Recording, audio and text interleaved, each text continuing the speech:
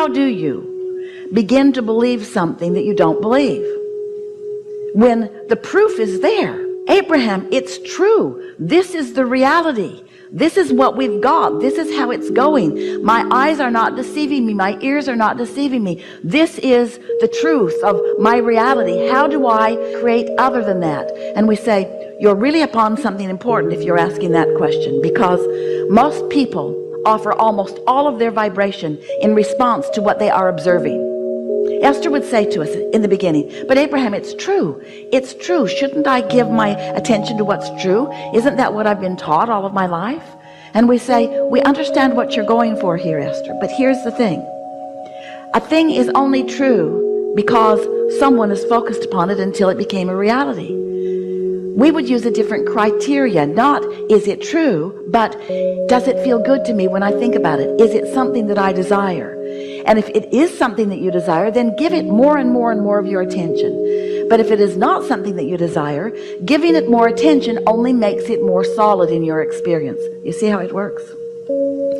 How do thoughts turn to things anyway? Have you ever wondered about that? Do you see any pipelines trucking in new fuel from other planets? New mines are being dropped from the sky? How is it? How is it that thoughts are turning to things? Thoughts are turning to things through focus and reception and response to that reception. That's how thoughts turn to things. That's how your economy evolves. That's how everything evolves. That's how the cells of your body evolve.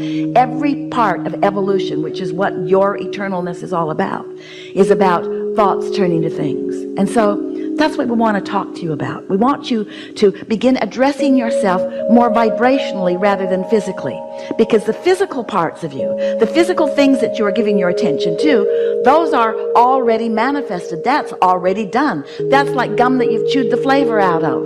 That really is not where you want to put your attention. You want to put your attention upon where you are going. So when life shows you that you want something, you want to be more forward looking toward the evolving and the unfolding of what you're asking for, rather than standing where you are, sometimes in the absence of what you want, justifying or defending why you should get more of what you want because you don't have it. Every subject is two subjects. It's like a stick that has two ends of it. And on one end is the absence of what you want, and on the other end is the presence of what you want. So the question that we're asking you is, when you ask for more money, where's your gut? Where's your emotion? Are you standing in a feeling of desperation? Are you standing in a feeling of disappointment? Or are you standing in an attitude of appreciation and anticipation? Where's your vibration relative to the things that you're asking for? Are you more of a vibrational match to what you want, or are you more of a vibrational match to its absence? Are you more of a vibrational match to the problem or the solution, to the question or the answer? Well, we can tell you the answer. You can tell by how things are unfolding. However it's turned out so far, that's what you're a vibrational match to. It's always that way. You can tell what you're offering vibrationally by what you're living, by what you're surrounded by.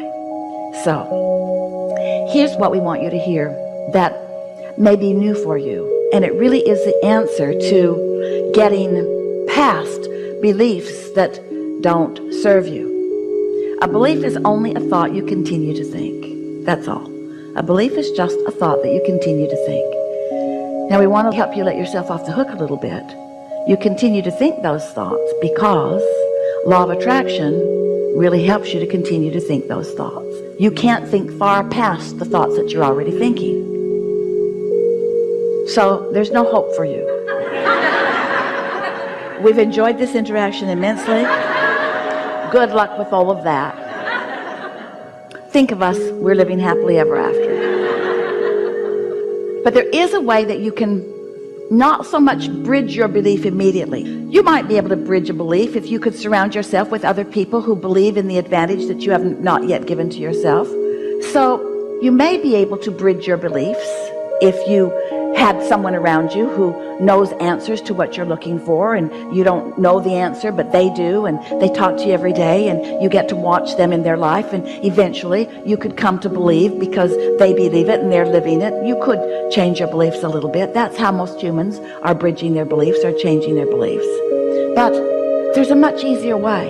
So we have some questions for you before we give you this important thing. the answer to all your hopes and dreams. Do you accept that you are more than this physical personality that you know as you? So if this inner being exists, and we promise you your inner being does exist, and since your inner being does exist and your inner being is standing in complete knowing of what you're asking for, in other words, knowing, seeing the vibrational version of it, and knowing that this vibrational version, just like a seed in the ground, can grow to the full manifestation that you're looking at, the seed to the abundance you're looking for, the seed to the physical wellness, the seed to the relationships that you want, the seeds to all things that you have been asking for. Since your inner being is there with those seeds, do you believe that your inner being is there with the beginning of what you're asking for?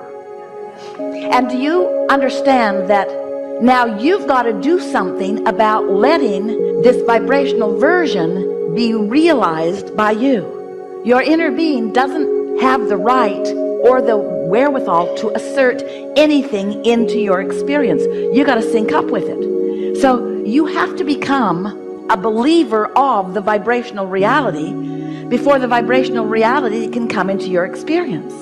We wrote a whole book about it, a couple of books about the vortex and about how everything you want is there. And so many of you followed us to a certain point, but it became annoying to you. All right, Abraham, I get it. Everything I want's in the vortex, and you want me over there at the doorway of my vortex so that I can get what's in there. But just tell me one thing, Abraham. How do I get the money out of the vortex and into the bank? Enough of this vibrational version already. I'm sort of sick of hearing about the vibrational version. I live in the real world.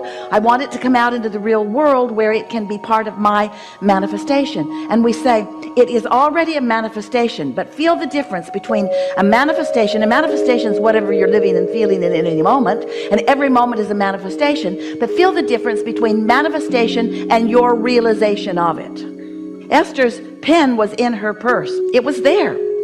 But her realization of it wasn't, so it might as well have not been there because she didn't have hold of it. You see what we're getting at? And so much of what you want is just like that pen in Esther's purse. You're walking around with it all day, every day. It's just a reaching in and pulling out. That's all that's required. But because you believe it isn't there, you don't do that. So, do you believe that there is a vibrational version of what you want that has progressed in varying degrees, some of it ripe and ready for you to experience?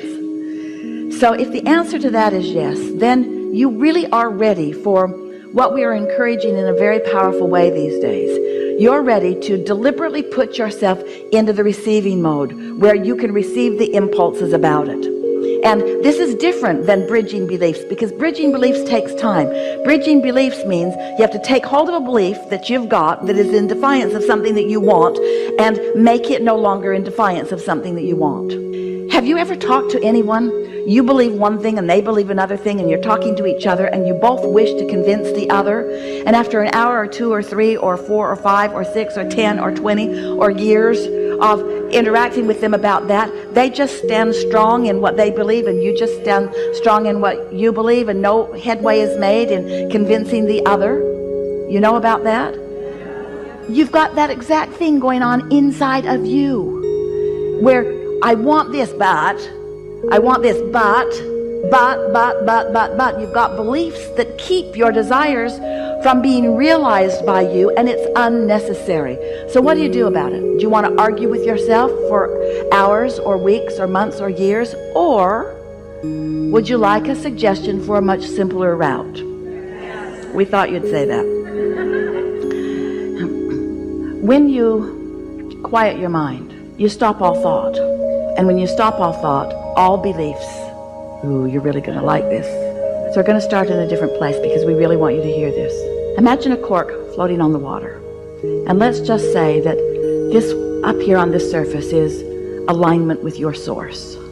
Pure positive energy. Now you can hold that cork under the water, and let's call that negative emotion. Let's call that beliefs that don't serve you. But when you let go of it, it's going to bob right back up there to the surface. So when you meditate and you quiet your mind, you bob back up to the surface.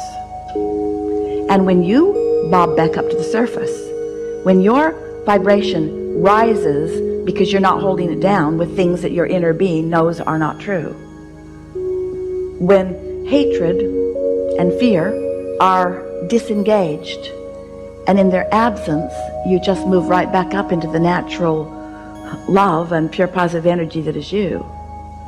That's what we call the receiving mode, which means now you are at the doorway of your vortex.